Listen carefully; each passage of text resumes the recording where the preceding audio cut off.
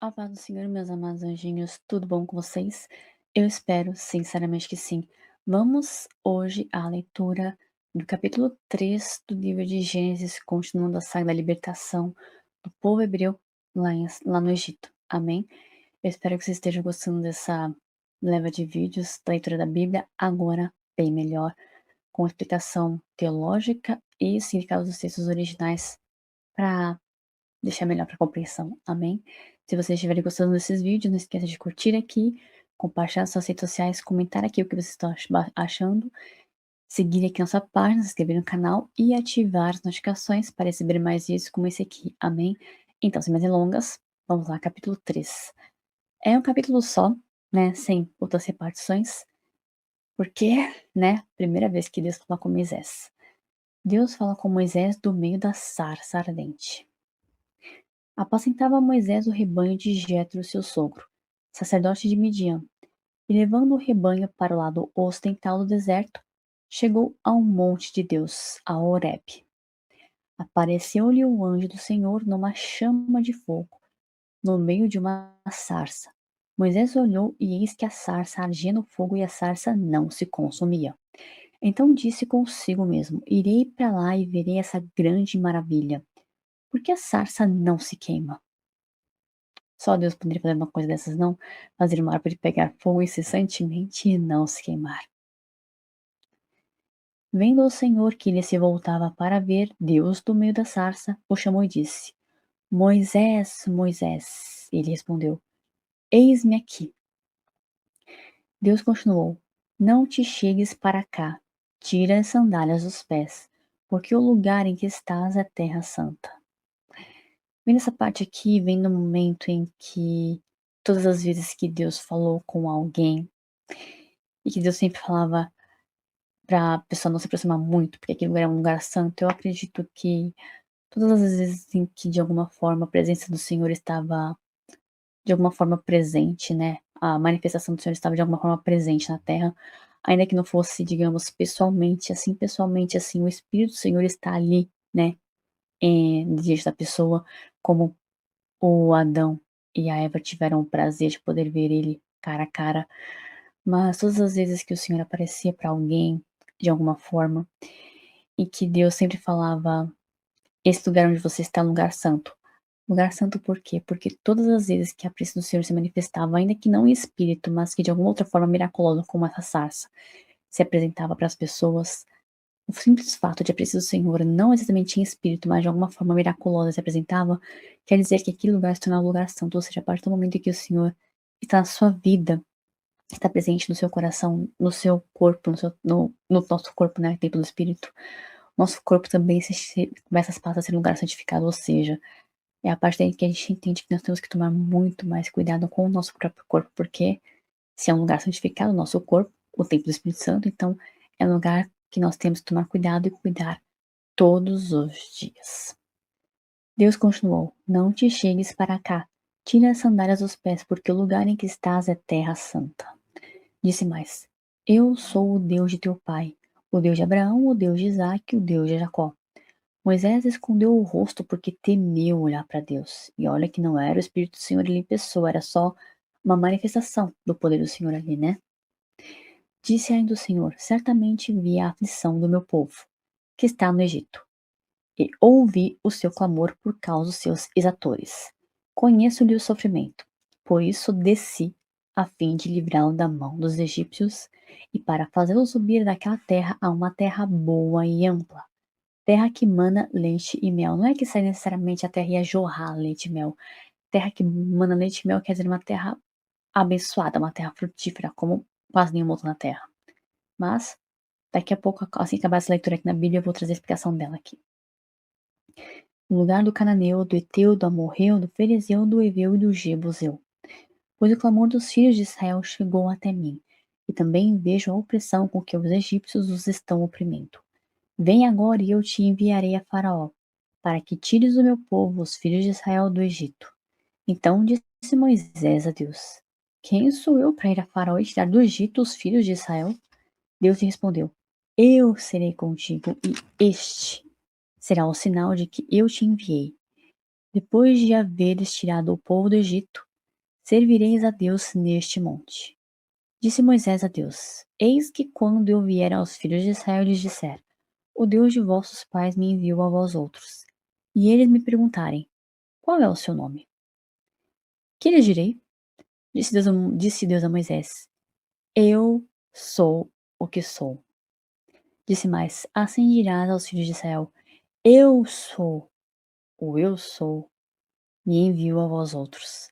Disse Deus ainda mais a Moisés: Assim dirás aos filhos de Israel: O Senhor, o Deus de vossos pais, o Deus de Abraão, o Deus de Isaque, o Deus de Jacó, me enviou a vós outros. Este é o meu nome eternamente, e assim serei lembrado, geração em geração.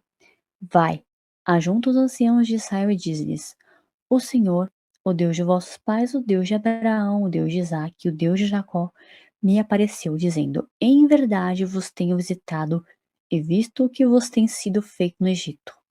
Portanto, disse eu: Far-vos-ei subir da aflição do Egito para a terra do Cananeu, do Eteu, do Amorreu, do Ferezeu, do Heveu e do Jebuseu, para uma terra que mana leite e mel. E ouvirão a tua voz e irás com os anciãos de Israel ao rei do Egito e lhes dirás: O Senhor, o Deus dos Hebreus, nos encontrou. Agora, pois, deixa-nos ir caminho de 3 dias para o deserto, a fim de que sacrifiquemos ao Senhor nosso Deus. Eu sei, porém, que o rei do Egito não vos deixará ir se não for obrigado por mão forte. As pragas. Portanto, estenderei a mão e ferirei o Egito com todos os meus prodígios que farei no meio dele. Depois vos deixará ir. Eu darei mercê a este povo aos olhos dos egípcios, e quando sairdes não será de mãos vazias. Cada mulher pedirá à sua vizinha, à sua hóspeda, joias de prata e joias de ouro e vestimentas, as quais poreis sobre vossos filhos e sobre as vossas filhas, e despojareis os egípcios. E agora, vamos à explicação teológica e com base nos textos originais e do contexto histórico da época. Êxodo 3 é um dos capítulos mais importantes de toda a Bíblia. Aqui ocorre a primeira aparição direta de Deus a Moisés, registrada em Êxodo. A revelação do nome divino Eu Sou e o anúncio final e o anúncio formal da libertação de Israel. Se Êxodo 2 mostra Deus trabalhando silenciosamente nos bastidores, Êxodo 3 mostra Deus saindo dos bastidores e falando diretamente. Já se passaram aproximadamente 40 anos desde a fuga de Moisés no Egito. Segundo Atos dos Apóstolos, capítulo 7, versículo 30, Moisés estava com cerca de 80 anos. Sua vida pode ser dividida em 3 períodos de 40 anos. 40 anos no Palácio do Egito, 40 anos no deserto de Midian, 40 anos conduzindo Israel. No pensamento humano, Moisés estava aposentado. Mas no plano de Deus, seu ministério estava apenas começando. Como a gente vê em Êxodo capítulo 3, versículo 1. Apacentava Moisés o rebanho de Jetro. O verbo hebraico utilizado transmite a ideia de conduzir, alimentar e proteger. Durante 40 anos, Deus treinou Moisés como pastor. Isso não foi coincidência. Logo, ele precisaria pastorear uma nação inteira. Na Bíblia, Deus frequentemente prepara líderes em ambientes simples antes de colocá-los em posições elevadas. José na prisão, Davi entre ovelhas, Amós entre rebanhos, Pedro como pescador. No Monte Horebe até o Monte Deus Horeb. Horeb e Sinai geralmente designam a mesma região montanhosa. Posteriormente, ali a lei será dada. Ali Israel fará aliança com Deus. O lugar da revelação do libertador será também o lugar da formação da nação. Em Êxodo capítulo 3, versículo 2, que eu acabei de ler agora, o anjo do Senhor. E apareceu-lhe o anjo do Senhor. No hebraico, Malach Yahweh, literalmente mensageiro de Yahvé. Porém, algo extraordinário acontece. No versículo 2 aparece o anjo. No versículo 4, quem fala é Deus.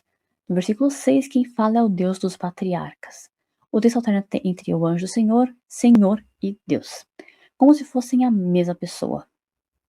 Uma interpretação teológica para isso. Muitos estudiosos entendem que esta é uma manifestação divina visível. Entre os cristãos, muitos teólogos históricos enxergam aqui uma pré-manifestação de Cristo antes da encarnação. Algumas vezes eu diria que Cristo é chamado de anjo do Senhor, né? Porque apareceu um anjo, o Senhor e 2 anjos a Abraão, ou seja, o Senhor Jesus, antes de estar pré-encarnado. Não é possível afirmar isso dogmaticamente pelo texto sozinho, mas a identificação entre o anjo e Deus é evidente. A sarça ardente, no hebraico, sené, uma espécie de arbusto espinhoso comum no Sinai. Simbolismo da sarça. A sarça está em chamas, não é consumida. Isso provavelmente representa Israel. Israel está sendo queimado pela opressão, mas não é destruído, porque Deus está presente. Mais tarde, Moisés recordará aquele que habitava na sarça, em Deuteronômio, no capítulo 33, versículo 16. A sarça tornou-se símbolo da presença divina. Como a gente também vê em Êxodo capítulo 3, versículo 3. Irei para lá e verei esta grande visão, no hebraico, Mar Gadol. Grande espetáculo, grande manifestação. Moisés percebe que aquilo desafia as leis naturais. Também, né, uma sarça ardente, uma árvore pegando fogo, o fogo não consome a árvore, né? Até eu. Êxodo capítulo 3, versículo 4. Deus o chamou do meio da sarça. Repetição, Moisés, Moisés. É importante. Na Bíblia, quando Deus chama alguém duas vezes, geralmente indica intimidade e missão especial. Exemplos, Abraão, Abraão. Samuel, Samuel. Marta, Marta. Em Êxodo capítulo 3, versículo 5. Tira as sandálias dos pés. Por quê? No antigo Oriente Próximo, retirar as sandálias era sinal de reverência, submissão, reconhecimento de autoridade. Terra Santa. Primeira vez que aparece na Bíblia, no hebraico. Adma Kodesh. Eu acho que é assim que se pronuncia. Solo santo. O solo não era santo por si mesmo, tornou-se santo porque Deus estava presente. Lembram que eu falei para vocês? Que aonde tem a presença do Senhor, ainda que não o Espírito, mas de alguma forma a presença do Senhor se manifesta, se torna santo. Isso é um princípio importante. A santidade bíblica não nasce do lugar, nasce da presença de Deus. Viu? Não falei? Desde o capítulo 3, versículo 6. Eu sou o Deus de teu pai. Deus conecta Moisés à história da aliança. Ele não está iniciando algo novo, ele está continuando o que prometeu a Abraão, Isaac e Jacó. O temor de Moisés. Moisés encobriu o rosto. No pensamento hebraico antigo, contemplar diretamente a glória divina era considerado algo insuportável para o ser humano pecador. O temor aqui não é apenas medo, é reverência profunda. No Êxodo capítulo 3, versículos 7 ao 9, Deus vê, ouve e conhece. Observe a progressão. Vi, ouvi, conheço, em hebraico. Ra'a, ver plenamente. Chama, ouvir para responder. Yada, conhecer intimamente. Deus não é indiferente ao sofrimento, ele conhece a dor do seu povo de maneira pessoal. Em Êxodo capítulo 3, versículo 8, desci para livrá-lo. Essa é uma das declarações mais poderosas do Antigo Testamento, desci, do hebraico. Iarat não significa Iarat não significa mudança física de localização. Deus é onipresente, refere-se à sua intervenção ativa na história. Terra que emana leite e mel. Expressão idiomática hebraica. Não significa rios literais de leite e mel. Lembra que eu falei para vocês que a terra não ia jorrar como se fosse sangue jorrando do corpo humano. Representa fertilidade, abundância, prosperidade agrícola. Os povos citados. O texto menciona cananeus, hititas, amorreus, fariseus, heveus e jebuseus. A lista enfatiza que a terra prometida já estava ocupada. A conquista futura exigiria a intervenção divina. Em Êxodo capítulo 3, versículo 10. Vem agora e eu te enviarei. Até aqui Deus falou sobre sofrimento. Agora Moisés descobre algo inesperado.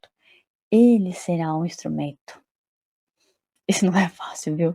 Ser instrumento de Deus não é uma coisa fácil. Em Êxodo capítulo 3, versículo 11. Quem sou eu, quem sou eu na fila do pão para fazer algo assim?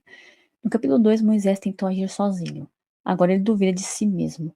Existe uma transformação. A autoconfiança excessiva foi substituída pela humildade. Êxodo capítulo 3, versículo 12. A resposta de Deus. Deus não responde, você é capaz. Ele responde, eu serei contigo. O foco da missão não está na capacidade humana, está na presença divina. O sinal. Servireis a Deus neste monte. Curiosamente, não é futuro.